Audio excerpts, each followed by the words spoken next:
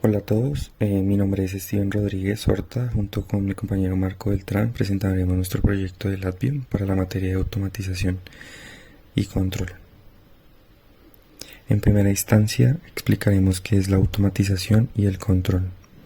Este se refiere al uso de sistemas tecnológicos para operar procesos o maquinaria de manera automática sin intervención humana directa. La automatización implica programación de dispositivos para realizar tareas específicas de forma automática, mientras que el control implica supervisar y regular estos procesos para mantener el funcionamiento eficiente y seguro de los sistemas de automatización. Por otro lado, tenemos nuestro software LabVIEW. LabVIEW es un entorno de programación desarrollado por National Instruments. Este nace en 1986. Está diseñado principalmente para desarrollar sistemas de prueba, control y monitoreo. LabVIEW usa un enfoque gráfico basado en diagramas de bloques llamados diagramas de flujo de datos G, lo que permite a los usuarios crear programas visualmente contando iconos y cables para representar la lógica y el flujo de los datos del programa. Este enfoque es particular y útil en aplicaciones de adquisición de datos, control de instrumentos, sistemas embebidos y automatización industrial. También una de las herramientas que nos permite hacer programas en LabVIEW es el uso de estructuras case. Al igual como ya lo hemos visto anteriormente, una estructura case pues nos permite em, llevar a cabo un código que ejecute una o dos o más funciones según sea un valor predeterminado. En este caso, la estructura case trae un valor predeterminado que es el verdadero y el falso. Para cada uno de estos casos se puede ejecutar un código si cumple una condición inicial que haya sido brindada. La estructura de cada caso debe sí o sí tener una entrada que le va a permitir determinar cuál es el caso en específico que debe usar. Como lo podemos ver en la imagen, la estructura del case mm, puede tener también distintas salidas según sea el caso que haya sido programado. Para nuestro proyecto hemos querido representar el cómo se puede usar la estructura case para diversos casos distintos, haciendo el uso también de una estructura while.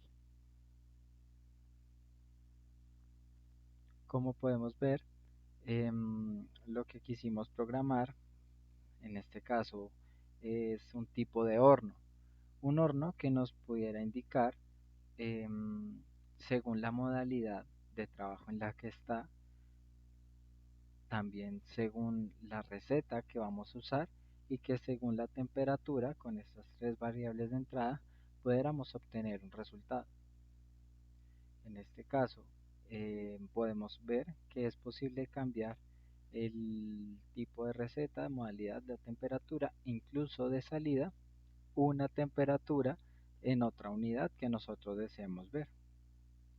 Adicional a ello, es posible ver que tenemos distintas señales visuales, como en este caso el uso de luces, o también imágenes que pueden variar según sea el caso.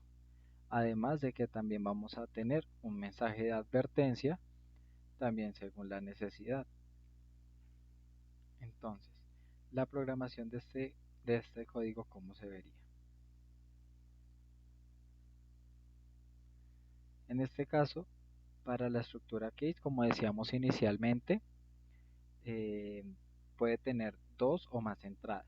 Según sea el caso, se va a activar un código y va a tener un seguimiento. Adicional a esto, antes de entrar con la estructura case, podemos ver que todo está dentro de un ciclo while, lo que le permitirá al programa ejecutarse de manera cíclica sin tener problemas.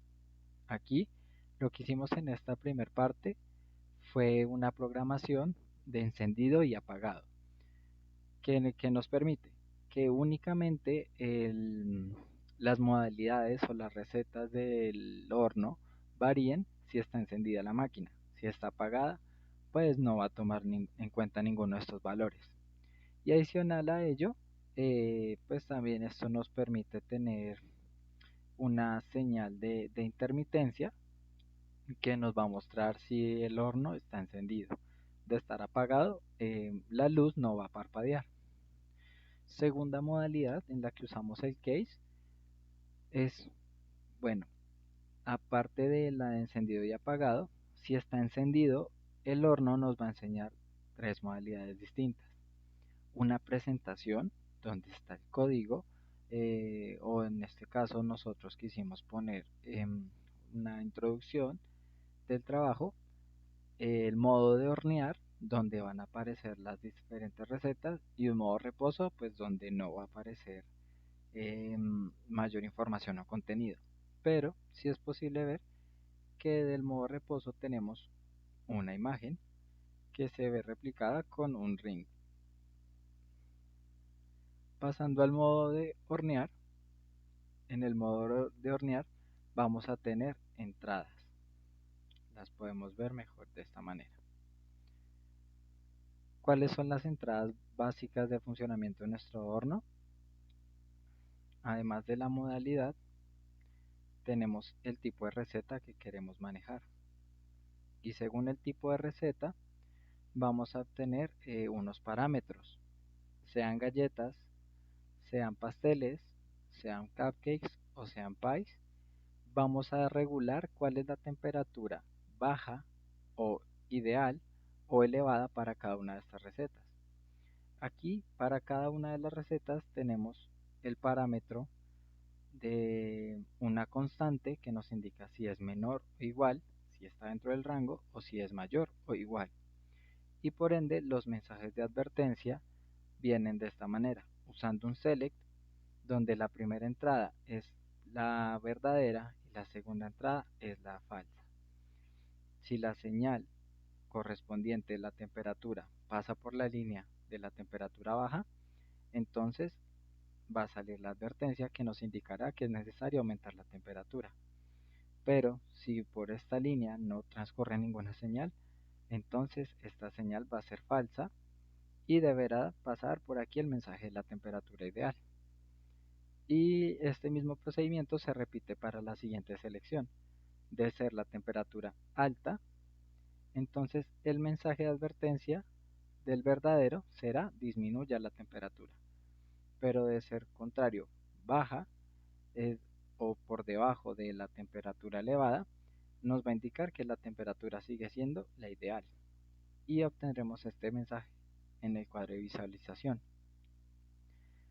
Para cada una de las recetas es posible cambiar la unidad de salida requerida, ya que al ingresar la temperatura en Celsius tenemos cuatro unidades posibles en las que podemos ver la temperatura de horneado, sea Fahrenheit, Kelvin, Rankine o Réaumur. Para cada una de estas conversiones, con la misma unidad de entrada, que es la temperatura manejada por un dial, hay un factor de conversión y para cada una de ellas se realiza la operación. Del mismo modo que el resultado debe estar conectado a la unidad de salida. Y al igual, para cada una de ellas vamos a tener un mensaje que nos indicará cuál es la conversión que estamos realizando. Para que podamos contemplar mejor este ejemplo, vamos a correr el programa. Una vez damos a correr el programa, vemos que por más que cambiamos la modalidad, no funciona. Claro, no está encendido. En el momento en que pulsamos el botón de encendido, vamos a darnos cuenta que estamos en un estado de reposo, lo cual también nos lo indica gráficamente con estas imágenes. Pero ¿qué pasaría si doy al siguiente botón? Entro a la modalidad de la presentación, donde indicamos los datos principales de los estudiantes y del docente. Siguiente a ello, ¿qué pasa si me voy a la modalidad de hornear? Podemos contemplar en este caso el tipo de receta que estamos usando, que para los pasteles estamos usando una temperatura baja, la advertencia nos indica que es necesario aumentar la temperatura y aún no tenemos ninguna temperatura asignada.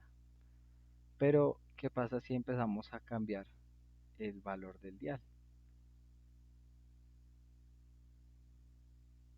Bueno, en este caso, al tener una temperatura de aproximadamente 177 grados, nos dice que estamos en una temperatura ideal, temperatura óptima para hornear el pastel, y la unidad requerida va a cambiar según la unidad que deseemos ver. Y este procedimiento se repite para cada una de las recetas, sea pasteles, sean los cupcakes, que en este caso me indica que la temperatura está muy elevada para hornearlos, sea también pies, que en este caso me va a decir que la temperatura está muy bajita, toca aumentarla bastante, más de 190 grados para que se pueda hornear el pie. Y en este caso también recibo el mensaje de temperatura ideal. Y por último con las galletas, ya me dice que esta temperatura es demasiado elevada y los llevamos a la temperatura óptima.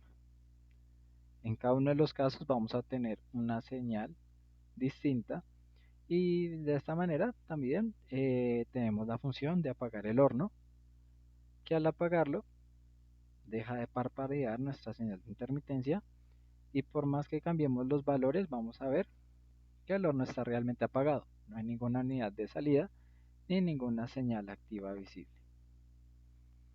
Tampoco va a variar el modo de la receta ni nuestra modalidad hasta el momento en que volvamos a encender el horno y va a empezar desde donde lo hayamos dejado o donde lo hayamos configurado. Y de esta manera tenemos el funcionamiento general de nuestro horno. Esperamos que les haya gustado el video. Hasta luego.